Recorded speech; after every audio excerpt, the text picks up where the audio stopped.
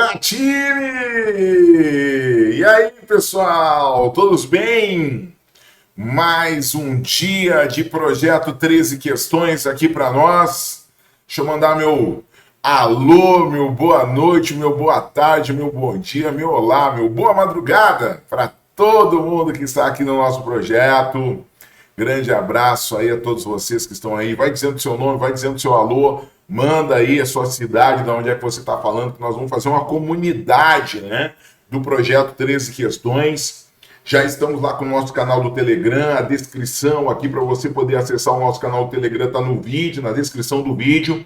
Então todas as descrições das nossas aulas, aqui dos vídeos das nossas aulas, você tem a possibilidade de entrar lá no nosso canal privado do Telegram, não é um canal aberto, você não acha ele aberto lá no Telegram, você precisa ter um link para acessar ele. Então, bora lá para a gente formando o nosso time, para a gente formar a nossa comunidade. A galera que vai, sem dúvida nenhuma, aprovar agora no exame 37 da OAB. Galera do Projeto 13 Questões, quarta edição. O time do Projeto 13 Questões, quarta edição. E aí, pessoal, todos bem?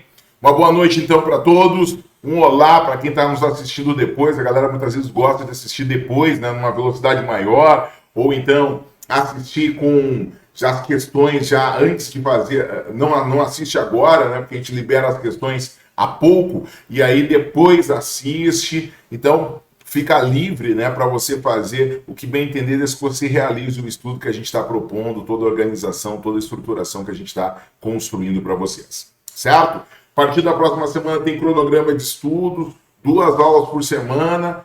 Tem mentoria, lá no canal do Telegram a gente vai conversar com todo mundo sobre a mentoria, como é que vai funcionar, ela vai ser exclusiva, certo? Precisa estar atento para poder participar e eu quero que a maioria participe, sem dúvida nenhuma, com a gente, certo? Para a gente poder fazer um grande time de aprovados. Beleza?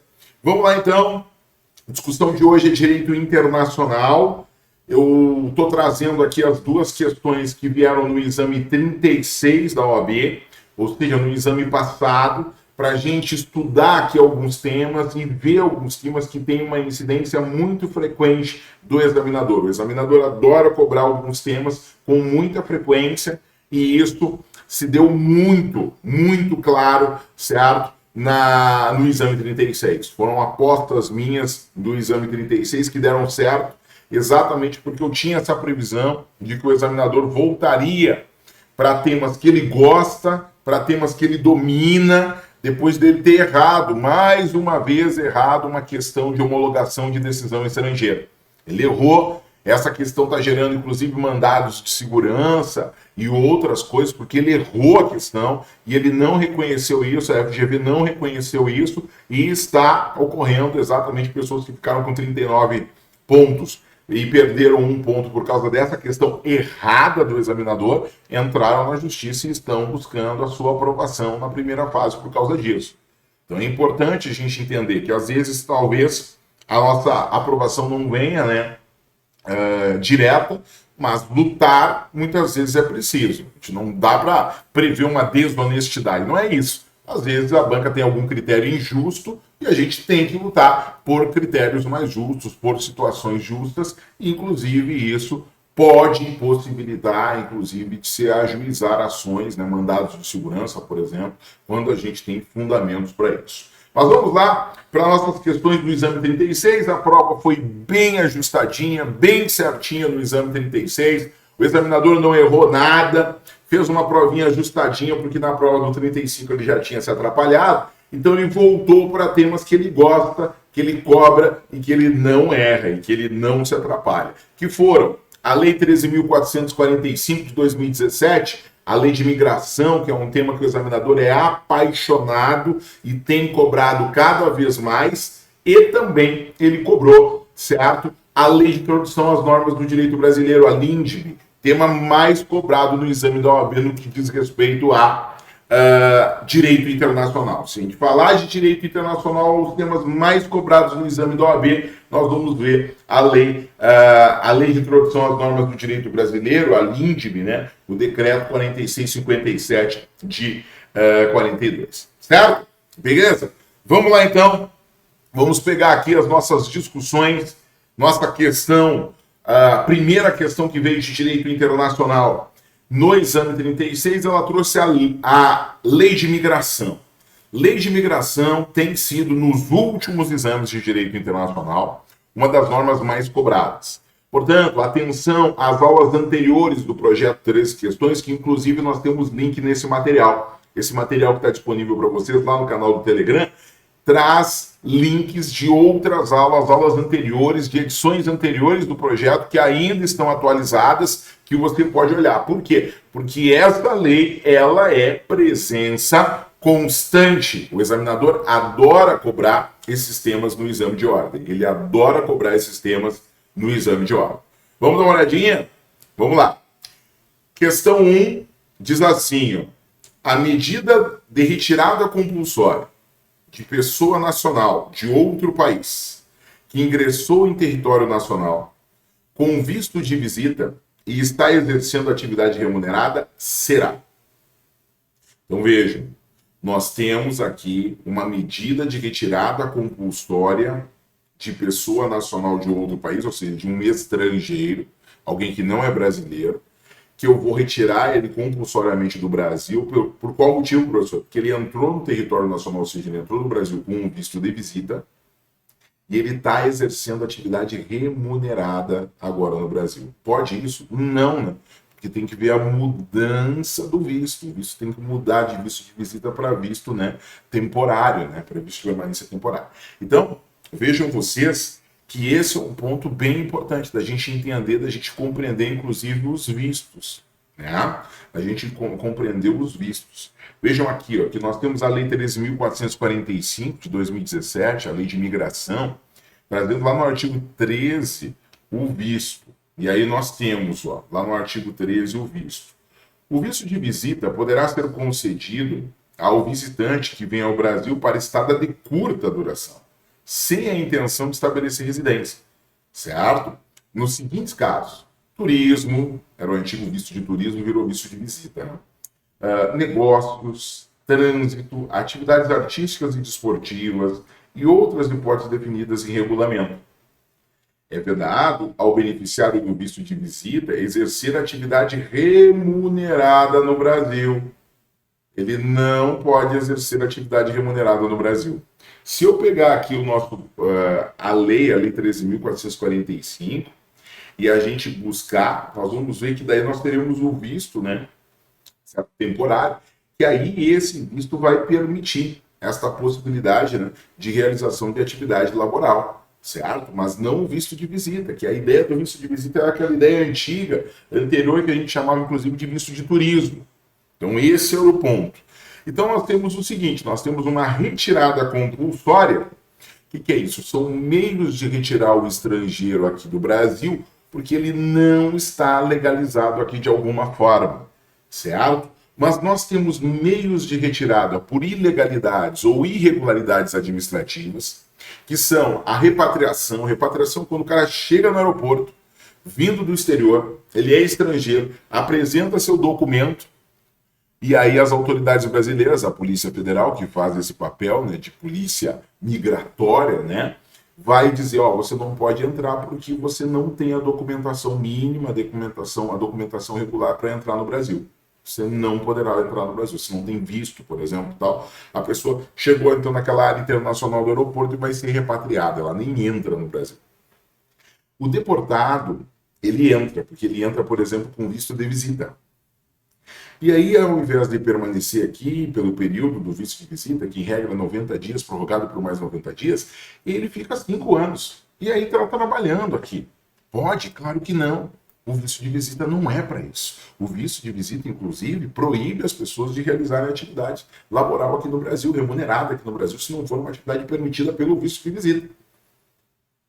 Então, isso gera uma ilegalidade, uma irregularidade administrativa. Atenção, a deportação não é crime. O fato de estar trabalhando aqui não tendo autorização parental não gera um crime, gera uma irregularidade administrativa que pode ser sanada ou não.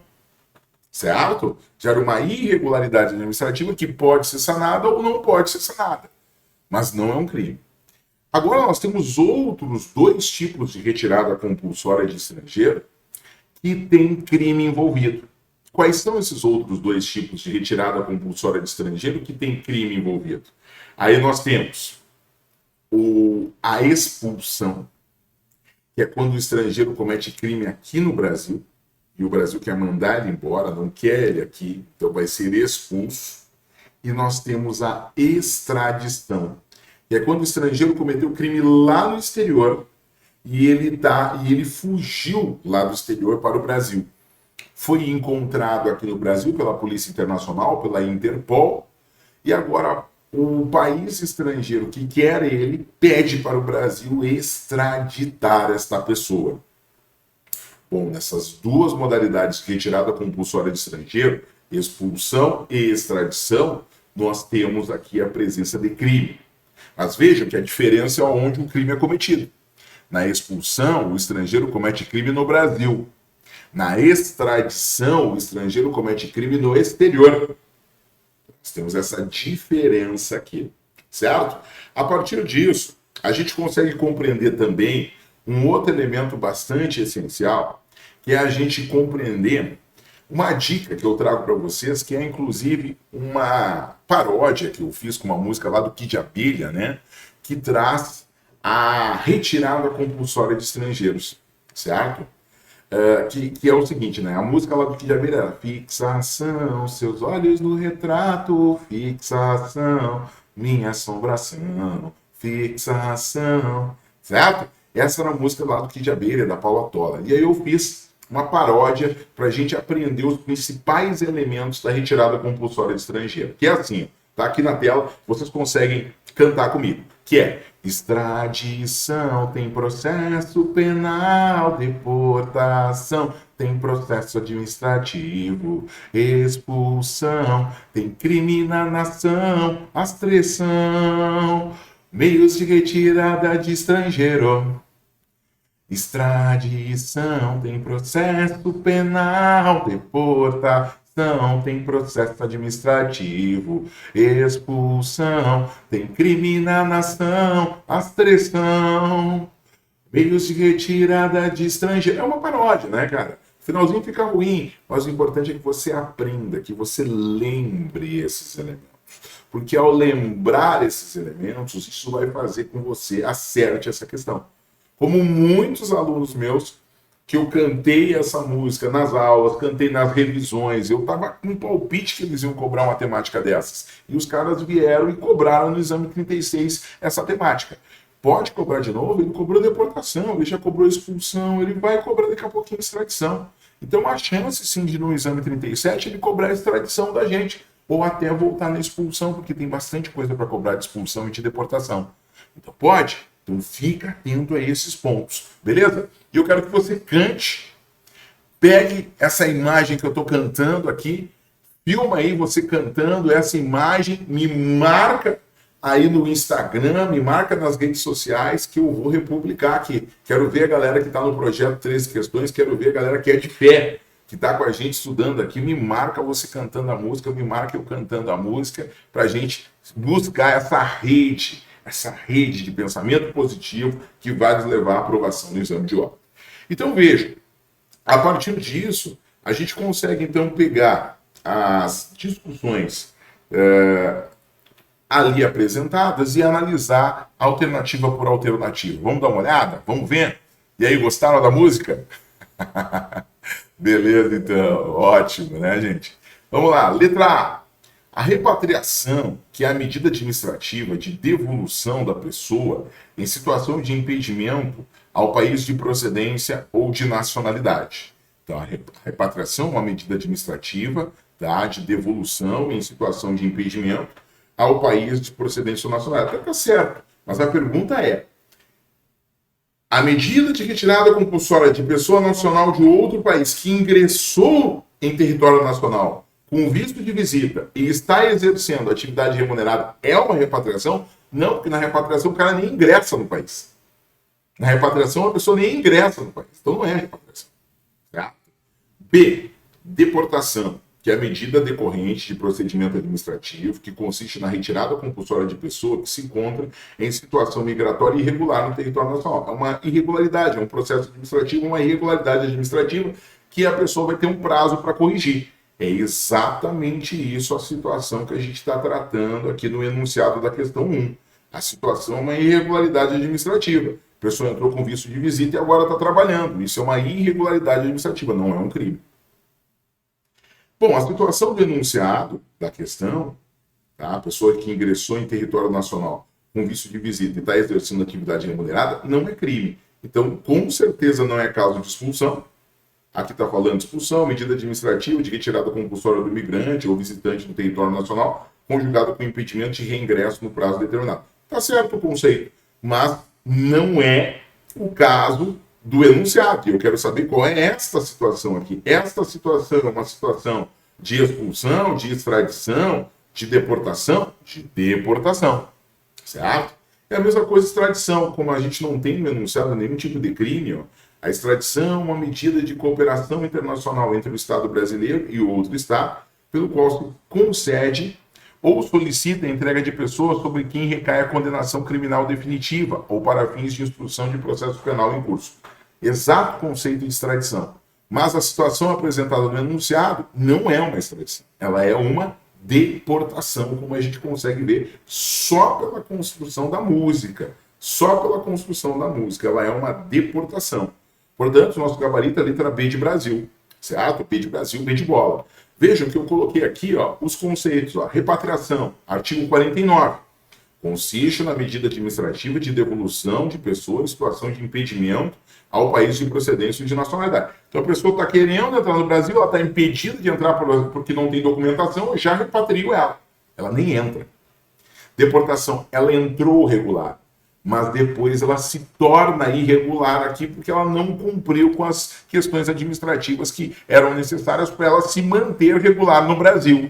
Certo? Então, a deportação é a medida decorrente de procedimento administrativo que consiste na retirada compulsória de pessoa que se encontra em situação migratória irregular no território nacional. Expulsão, gente, consiste na medida administrativa de retirada compulsória de imigrante ou visitante do território nacional, conjugado com impedimento de reingresso no prazo determinado. Vejam, a expulsão eu retiro o cara daqui porque ele cometeu um crime doloso aqui. Eu retiro o cara daqui porque ele cometeu um crime doloso aqui no Brasil e impeço ele de reingressar no Brasil por um prazo determinado. Esse é o elemento da expulsão. Professor, existem outras formas de expulsar alguém, sim. Se alguém cometeu crime de genocídio, contra a humanidade, crime de guerra, crime de agressão. Mas estes crimes são crimes regulados pelo Tribunal Penal Internacional, o TPI. Então, nesse caso, nem seria caso de expulsão aqui no Brasil, porque, na verdade, o Brasil vai enviar essas pessoas para serem julgadas no Tribunal Penal Internacional. Porque o Brasil é signatário do Tribunal Penal Internacional. Então, essas pessoas serão julgadas pelo Tribunal Penal Internacional. Vejam, né, que elemento interessante isso. E o 81 vai trazer extradição. Extradição é uma medida de cooperação internacional, cooperação penal internacional. A pessoa cometeu um crime num outro país, foge para outro. Esse país onde ela fugiu encontra ela, identifica ela como fugitiva, e o país onde ela estava, o país da onde ela estava fugindo, pede para o país onde ela foi encontrada para entregar ela, para devolver ela, para ela responder o processo ou para cumprir pena. Essa é a ideia da extradição. A extradição é um instrumento de cooperação penal internacional estabelecido. Atenta a isso, importante esses elementos para trazer para nós a identificação. Na aula de hoje, a gente precisa sair sem dúvida alguma quanto à repatriação, deportação, expulsão e extradição. E nós vimos todos os elementos centrais dessas 4 formas de retirada compulsória de estrangeiro. Meios de retirada compulsória de estrangeiro. Certo? Lembra lá da música, então? Fixação, seus olhos no retrato. Essa é a música do Kid de Abelha, né? Lá da Paula Tola. E a música que a gente fez, a paródia que a gente fez é extradição, tem processo penal, deportação, tem processo administrativo, expulsão, tem crime na nação, rastreação, meios de retirada de estrangeiro, ou seja, formas de retirada compulsória de estrangeiros. Além dessas 3, nós temos a repatriação, que é um destaque também que foi na nossa questão e que a gente aprendeu o conceito e está no nosso material. Cuidado, Lei 13.445 é um dos grandes trunfos na prova de direito internacional. Dominar essa lei é um elemento de garantia, de você garantir ali uma questãozinha de direito internacional, ou seja, fazer 50% da prova. Você está zerando muitas vezes direito internacional, você fazer uma questão, você vai somar. Geralmente a pessoa roda por 37, 38, 39, então toda questão faz diferença. Estudar as dicas da Lei 13.445 não vão fazer você perder tempo, vão fazer você garantir uma ou duas questões, o nosso objetivo são as duas, certo? Para você, sem dúvida nenhuma, ser aprovado no exame 37. Certo? Beleza? Vamos lá? Vamos para a questão 2, né? A segunda questão, Direito Internacional, uma prova que traz duas questões no exame da OAB. Vamos lá. Ó, também foi uma questão de enunciado simples, né? Um enunciado que não era um enunciado extenso. Geralmente as questões OAB têm enunciados extensos e a gente teve duas questões com enunciados mais simples, menos extensos. Interessante isso, também importante. Questão número 2 diz assim, ó, um brasileiro casado com uma espanhola faleceu durante uma viagem de negócios a Paris. Um brasileiro casado com uma espanhola faleceu, ou seja, veio a morrer, né, durante uma viagem de negócios a Paris. O casal tinha 2 filhos nascidos na Espanha e era domiciliado em Portugal. Então, o casal era domiciliado em Portugal. Ele deixou bens no Brasil. Assinale a opção que indica a lei que regulará a sucessão por morte. Então, um brasileiro casado com uma espanhola. Faleceu durante viagem de negócios a Paris. O casal tinha 2 filhos nascidos na Espanha. Não fala que os filhos são brasileiros, né? Fala que eles foram nascidos na Espanha. Então, isso não garante que eles sejam brasileiros. E o casal era domiciliado em Portugal. O falecido, né, deixou bens no Brasil. Aí a pergunta é, assinar a opção que indica a lei que regulará a sucessão por morte. Gente, lá na Lei de Introdução às Normas do Direito Brasileiro, nós temos o artigo 7, 8, 9 e 10. Esses artigos são centrais, esses artigos são fundamentais para você entender. O artigo 7 cuida de questões de direito de família, nome, personalidade jurídica e capacidade. O artigo 7 diz que o domicílio da pessoa define as questões de direito de família, nome, personalidade e capacidade. O artigo 8 vai falar dos bens. Os bens móveis são regulados pela lei do domicílio do proprietário. Os bens imóveis são regulados pela lei do local onde eles estão localizados. Ou seja, a lei do local da situação do imóvel é a lei que regula o imóvel. No artigo 9, nós temos as obrigações. No artigo 9, nós temos o estabelecimento de que as obrigações são reguladas pelo local da sua constituição.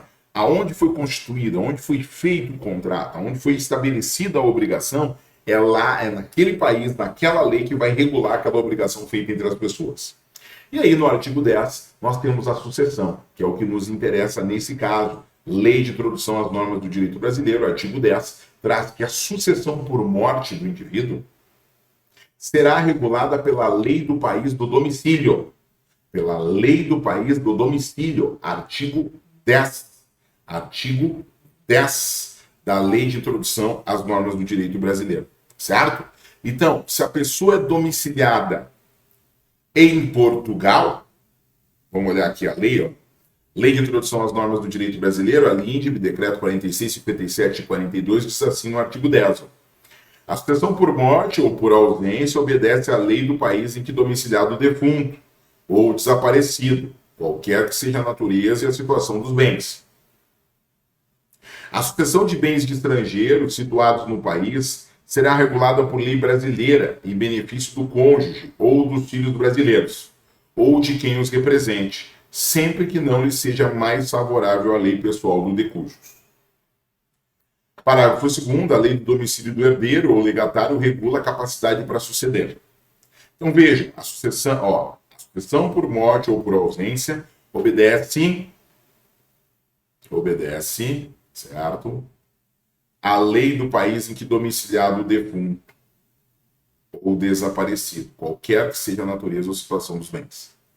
Então vejam, a sucessão por morte ou por ausência obedece à lei do país em que domiciliado o defunto ou desaparecido, qualquer que seja a natureza e a situação, certo, dos bens.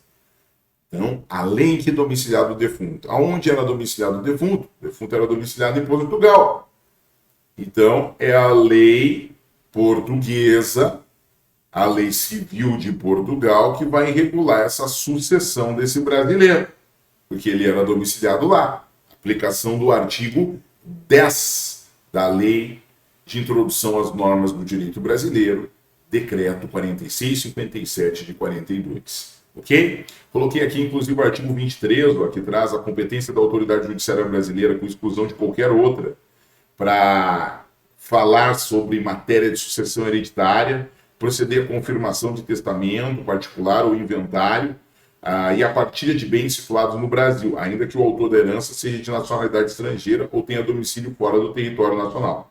Então, o autor da herança tem nacionalidade brasileira, mas ele tem domicílio fora do território nacional.